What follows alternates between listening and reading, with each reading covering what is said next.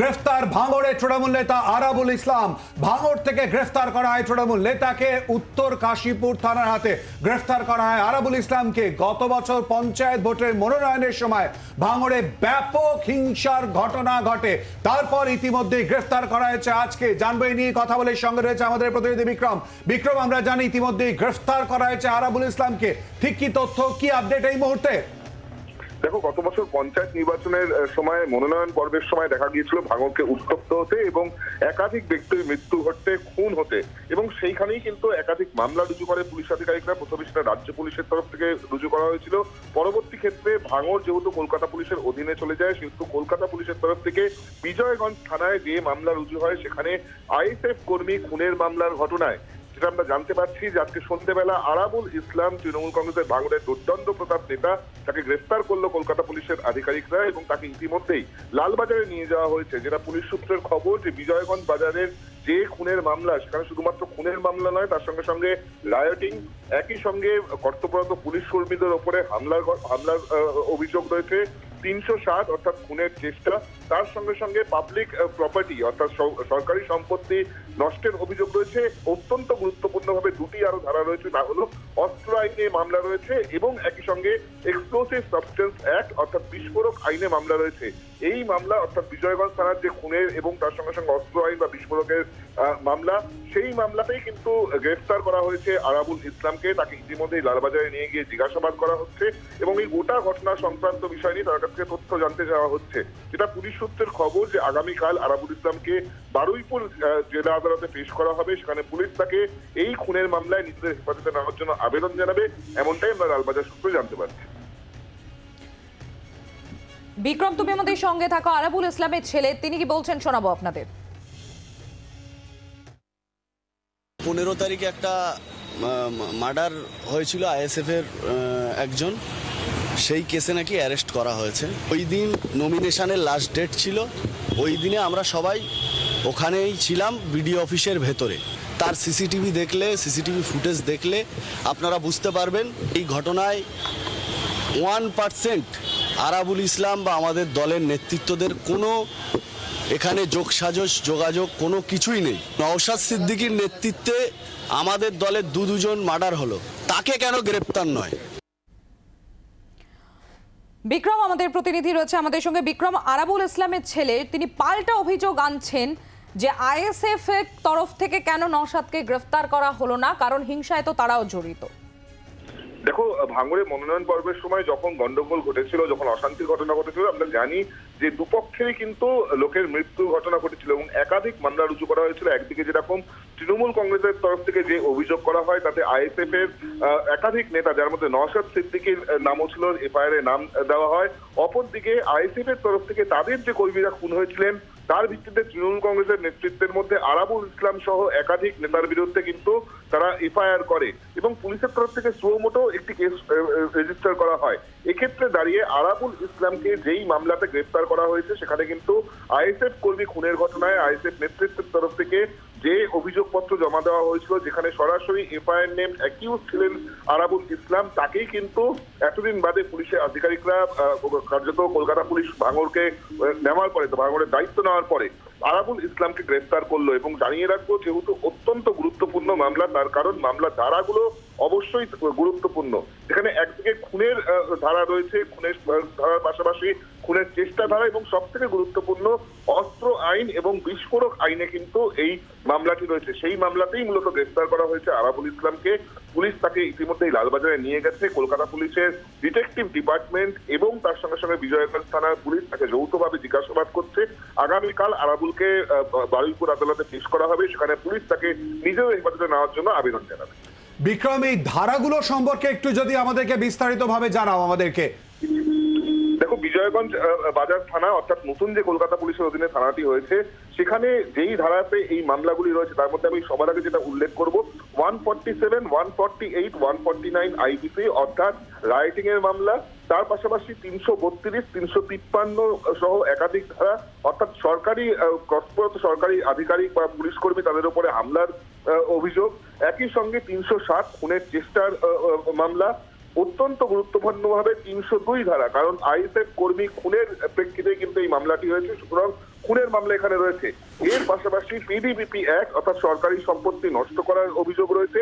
একই সঙ্গে 25 এবং 27 আর্মস অ্যাক্ট অস্ত্র আইনে মামলা, এবং তার সঙ্গে সঙ্গে যেটা সব থেকে গুরুত্বপূর্ণ এক্সপ্লোসিভ সাবস্টেন্স অ্যাক্ট অর্থাৎ বিস্ফোরক আইনের 9 নম্বর ধারায় কিন্তু মামলা রয়েছে। এই মামলাতেই কিন্তু মূলত আরাবুল ইসলামকে গ্রেফতার করা হয়েছে, তাকে লালবাজারে নিয়ে যাওয়া হয়েছে, তাকে জিজ্ঞাসাবাদ করা হচ্ছে। বিক্রম, তুমি আমাদের সঙ্গে থাকো। এদিকে আমরা একটু আগেই শুনলাম যে আরাবুল ইসলামের গ্রেফতারিতে তার ছেলে পাল্টা অভিযোগ করছে, কেন নওশাদ সিদ্দিকীকেও কেন গ্রেফতার করা হবে না। আর এই আরাবুল ইসলামের গ্রেফতারি নিয়ে কি বলছেন নওশাদ সিদ্দিকী, আইএসএফ বিধায়ক, শোনাবো আপনাদের। আমার সাথে আরাবুল ইসলামের ব্যক্তিগত কোনো সংঘাত নাই। গণতন্ত্র রক্ষার লড়াই আমরা এগিয়ে যাই, আর আরাবুল ইসলামদের মতো যারা আছে তারা গণতন্ত্রকে হত্যা খেলায় মেতে ওঠে। আমাদের দ্বারাই আমাদের পার্টি কর্মীকে খুন করেছিল, সেজন্য আমাদের দ্বারাই কলকাতা হাইকোর্টে একটা কেস করেছিলাম। শুনলাম নাকি সেই কেসের ইনভেস্টিগেশন চলছিল, যদি আমরা সিবিআই ইনভেস্টিগেশন চেয়েছি, যদিও কোর্ট দেয়নি। তো কেসটা কোর্টে রান করছিল, খুব তাড়াতাড়ি কেসটা উঠতো। কোর্টকে কি জবাব দেবে সেই জন্য হয়তো অ্যারেস্ট করেছে আরাবুল ইসলাম সাহেবকে। তবে ভাঙড়ে যে অশান্তি হচ্ছে পঞ্চায়েত ভোটকে কেন্দ্র করে, আমাদের কর্মীকে যারা হত্যা করেছে, নমিনেশন যারা করতে দেয়নি, যারা আমাদের ভোট যখন দিতে যাচ্ছিল আমাদের কর্মীদের মারধর করেছে, গুলি করে আমাদের কর্মীর পাকে নষ্ট করে দিয়েছে, এর মূল হোতা হচ্ছে আরাবুল ইসলাম নয়, শওকত মোল্লা। যে শওকত মোল্লা অভিষেক ব্যানার্জির কাছের লোক, সেই শওকত মোল্লাকে অ্যারেস্ট করতে হবে। প্রয়োজনে আমরা এটাকে নিয়ে উচ্চতর আদালতে যাতে আমরা প্রস্তুত আছি, যদি সাবজুডিস ম্যাটার চলছে।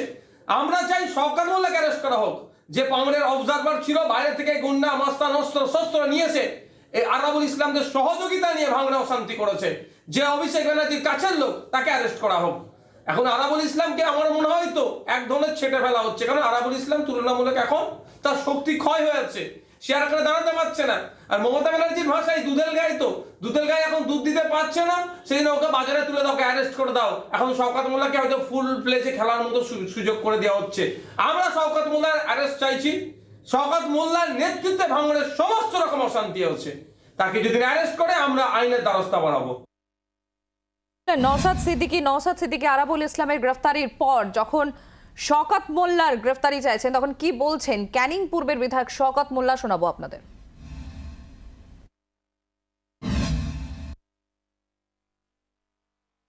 যে খবরটা পাচ্ছি সেই খবরটা হলো যে 15 তারিখে যে ঘটনা ভাঙড়ে ঘটেছিল, আমাদের দুজন তৃণমূল কংগ্রেসের কর্মী খুন হয়েছিল আর একজন আইএসএফ এর কর্মী খুন হয়েছিল। সেই আইএসএফ এর কর্মী খুনে আরাবুল ইসলামকে গ্রেফতার করা হয়েছে, এটা যেটুকু মিডিয়ার মাধ্যমে খবর পাচ্ছি। কারণ ঘটনা হলো সেদিন আরাবুল ইসলাম এর সঙ্গে কোনোভাবেই জড়িত নয়, কারণ সেদিন বেলা 10টা থেকে রাত 10টা পর্যন্ত বিডিও অফিসে আটকে ছিল আরাবুল ইসলাম, এবং সেখানে আইএসএফ আশ্রিত সমাজ বিরোধীরা সেদিন তাকে খুন করার চেষ্টা করেছিল। পুলিশের তৎপরতায় বেঁচেছে এবং পুলিশি পাহারায় রাত 11টার সময় সে বিডিও অফিস থেকে বেরিয়েছে। ফলে এটা মিথ্যা করে তার নামে কেস করা হয়েছে, এটা সম্পূর্ণ পরিকল্পিত ঘটনা, এটা নওশাদ সিদ্দিকীরা করেছে। কিন্তু আমার প্রশ্ন হলো এইটা, নওশাদ সিদ্দিকী গ্রেপ্তার নয় কেন? সেদিন আমাদেরও দুজন কর্মী খুন হয়েছিল, রাজু নস্কর এবং রশিদ মোল্লা, এবং রাজু নস্কর খুনে মেন কালপিট 1 নম্বর এফআইআর নেম হচ্ছে নওশাদ সিদ্দিকী, কিন্তু সেই নওশাদ সিদ্দিকীকে এখনো পর্যন্ত গ্রেপ্তার করা হলো না। আমি অবিলম্বে পুলিশ প্রশাসনকে অনুরোধ করব যে অবিলম্বে নওশাদ সিদ্দিকীকে গ্রেপ্তার করা। মির্জা হাসান ভাঙড়ের জমি জীবিকা রক্ষা কমিটির নেতা, তিনি কি বলেছেন শোনাবো। বিভিন্ন অভিযোগের সঙ্গে সে জড়িত। নমিনেশনের সময়, গণনার সময় যে খুন হয়েছিল, নমিনেশনের যে দুজন আইএসএফ কর্মী খুন হয়েছিল, সেই অভিযোগও তার বিরুদ্ধে আছে। এবং এলাকায় বিভিন্ন রকম গোষ্ঠীদ্বন্দ্ব, তোলাবাজি, অনেক কিছু অভিযোগ তার বিরুদ্ধে। আসলে কি কারণে হয়েছে জানি না, তবে যে বিভিন্ন যে আজকে এতদিন পরে এই গ্রেপ্তার কেন হচ্ছে, যদি খুনের অভিযোগ থাকে বা তোলাবাজি, এটা তো প্রথম থেকেই অভিযোগ ছিল, আজকে কেন গ্রেপ্তার হচ্ছে? এর মূল যেটা বিষয়টা আমরা বুঝতে পারছি, ধারণা করতে পারি যে আসলে দলের মধ্যে একটা ভয়ঙ্কর রকম গোষ্ঠী কোন্দল শুরু হয়ে গেছে, মানে এলাকার মধ্যে। সেটা হয়তো দলের উপরতলা নিচে তলার মধ্যে একটা মানে বোঝাপড়া করেই এটা হতে পারে। তবে এটা যে আসলে সে অন্যায় করেছে তার কারণে এই গ্রেপ্তার, এটা আমার ধারণা নেই, এটা আমি বুঝতে পারছি না কি কারণে হয়েছে। আর এদিকে অন্যান্য রাজনৈতিক দলের নেতৃত্ব তারা কি বলছেন শোনাবো আপনাদের। বিরোধী দলনেতা শুভেন্দু অধিকারীর বক্তব্য, সিপিআইএম কেন্দ্রীয় কমিটির সদস্য সুজন চক্রবর্তী তিনি বা কি বলছেন, আর তৃণমূল কংগ্রেসের মুখপাত্র কুণাল ঘোষ তারই বা কি বক্তব্য, কি প্রতিক্রিয়া তুলে ধরবো আপনাদের সামনে। গ্রেপ্তার করে ভোটের আগে বেল করিয়ে ভোটের সময় যাতে ইলেকশন কমিশনের যে নির্দেশ থাকে ওয়ারেন্ট এক্সিকিউশন, এটা কৌশল। আপনারা সাদা চোখে ভাবছেন যে পুলিশ রাজধর্ম পালন করছে, কিন্তু না, মমতা পুলিশ এসব করে না। আরাবুলকে দিয়ে, শকতকে দিয়ে ওই এলাকায় ভোট লুট করবে, তাই ওর বিরুদ্ধে ওয়ারেন্ট ছিল, ওকে অ্যারেস্টও করা হলো, খুব তাড়াতাড়ি ওকে জামিনও করে দেওয়া হবে, যাতে নির্বাচনের সময় নির্বাচন কমিশনের গ্রেপ্তারির সামনে না পড়তে হয়। ওকে ওখানে রেখেছে, বিরিয়ানি খাওয়াবে, ভালো কম্বল টম্বল দেবে, ও থাকবে ওখানে ভালো করে।